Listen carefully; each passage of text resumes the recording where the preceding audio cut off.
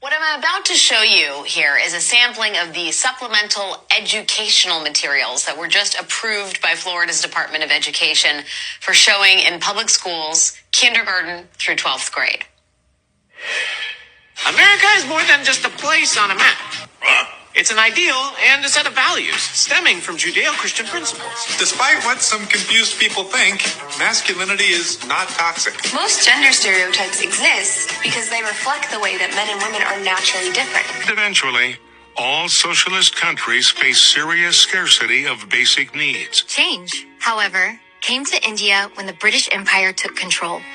Along with advancements in transportation, agriculture, and government, the British spread the influence of Christianity and Western values throughout India.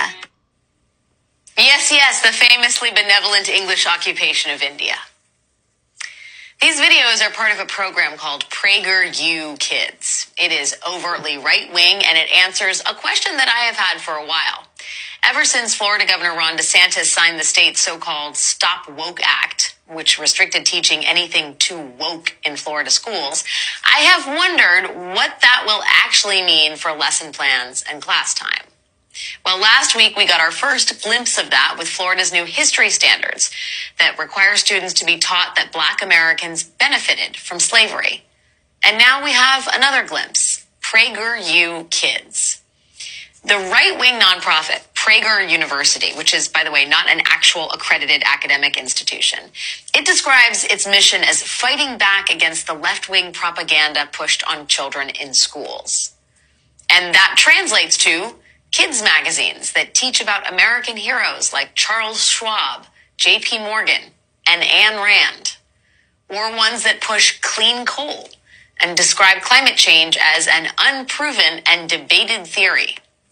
It also means videos about why your kid should back the blue and reject Black Lives Matter. And it also has crafting lessons, like building a model version of Israel's Iron Dome, a classic children's activity right up there with Cat's Cradle. There is also lots and lots of overtly religious, quote, Judeo-Christian content. And all of that is now approved for any Florida teacher who wants to use it as supplemental content in his or her classroom from kindergarten through 12th grade. According to PragerU's website, more states are coming soon. And ladies, if that upsets you, maybe take a note from PragerU's kids video on how to be feminine and, quote, just try smiling.